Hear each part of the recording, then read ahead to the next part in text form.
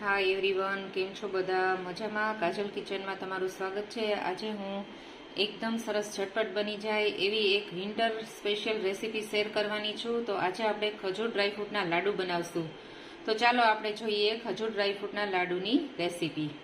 ચાલો આપણે ખજૂર ડ્રાયફ્રૂટ લડ્ડુ બનાવવા માટેની બધી સામગ્રી તૈયાર થઈ ગઈ છે. અહીંયા મેં 1 વાટકી જેટલો ચોપ કરેલો ખજૂર લીધો છે, પછી કાજુના ટુકડા લીધા છે, બદામના ટુકડા લીધા છે, પછી નાળિયેરનું ઝીણું ખમણ લીધું છે અને 2 મોટી ચમચી જેટલું ઘી લીધું છે અને તજ અને ઇલાયચીનો પાવડર લીધો છે ફ્લેવર માટે. તજ, ઇલાયચી અને સૂંઠનો પાવડર લીધો છે ફ્લેવર માટે. તો ચાલો આપણે બનાવીએ ખજૂર ડ્રાયફ્રૂટ લાડુ. આપણે એક જાડા બોટમવાળી કડાઈમાં 1 મોટી ચમચી જેટલું ઘી લેશું.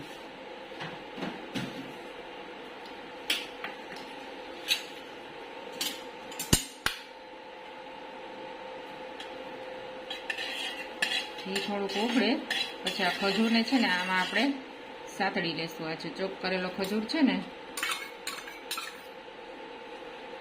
અને આપણે સાતળી લેશું.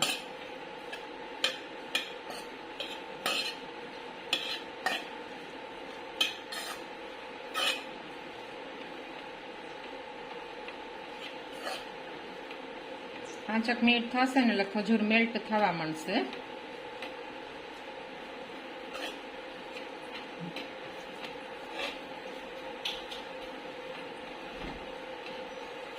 આવી રીતે આમ ખજૂરને પ્રેસ કરી દેવાનું એટલે વહેલું મેલ્ટ થઈ જાય.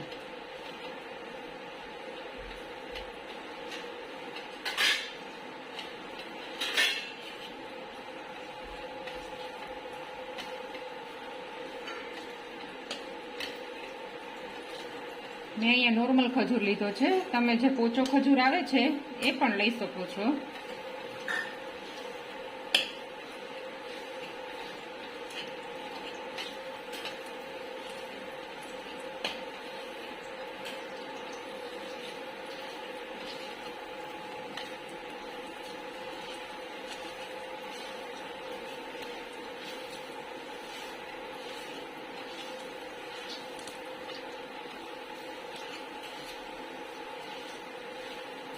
જો આપણો ખજૂર હવે એકદમ સરસ મેલ્ટ થઈ ગયો છે. હવે આપણે એને એક વાસણમાં કાઢી લેશું.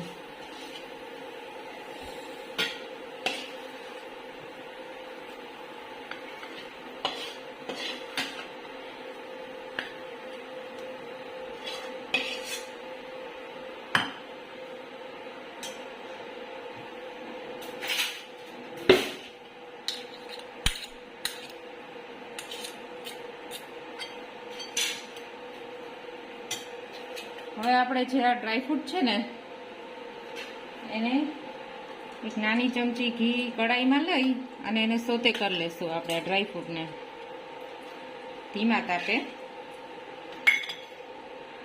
કાજુ અને બદામના ટુકડા છે એને આપણે સોતે કરી લેશું. એકદમ મીડિયમ અને લો ફ્લેમ ઉપર આને આપણે સાતળી લેશું.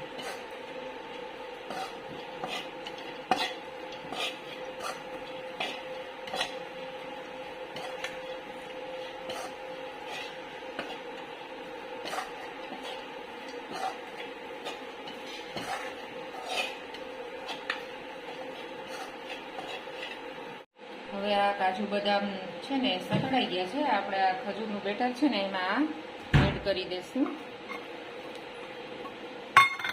અને આને વ્યવસ્થિત મિક્સ કરી લેશું. આ જો ગરમ છે એટલે આપણે ચમચાથી મિક્સ કરશું. પછી ઠંડુ થાય એટલે હાથેથી મિક્સ કરી લેશું.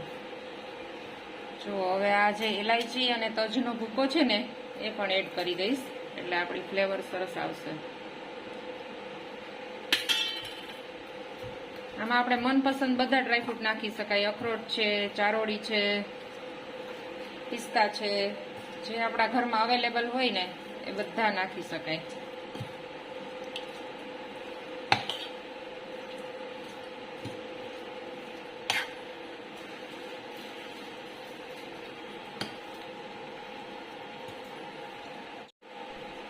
જો હવે આ મિક્સ થઈ ગયું છે બરાબર.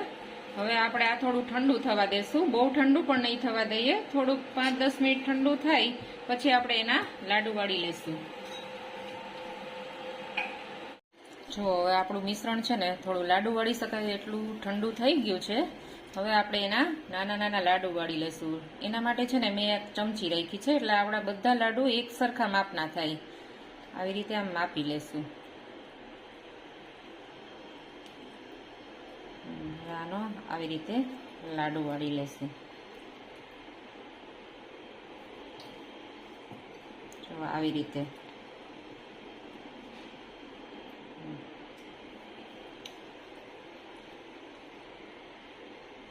હવે આ લાડુ છે ને એને આપણે છે ને આ નાળિયેરનું ઝીણું ખમણ છે ને એમાં આવી રીતે કોટ કરી લેશું.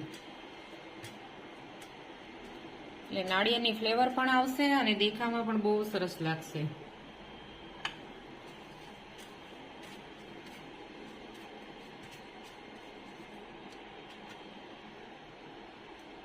આવી રીતે આપણે બધા લાડુ વાળી લઈએ.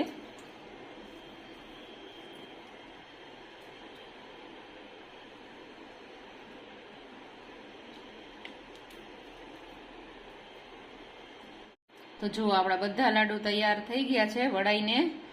જો ફટાફટ બની જાય એવી છે ને રેસીપી. આ તમે પણ ઘરે અચૂક બનાવજો. આ શિયાળામાં ખૂબ જ હેલ્ધી છે, તમારા બાળકોને લંચ બોક્સમાં પણ આપી શકાય છે. તો મારી રેસીપી કેવી લાગી તમને લાઈક કરજો અને શેર કરજો અને મારી ચેનલને સબસ્ક્રાઈબ કરજો.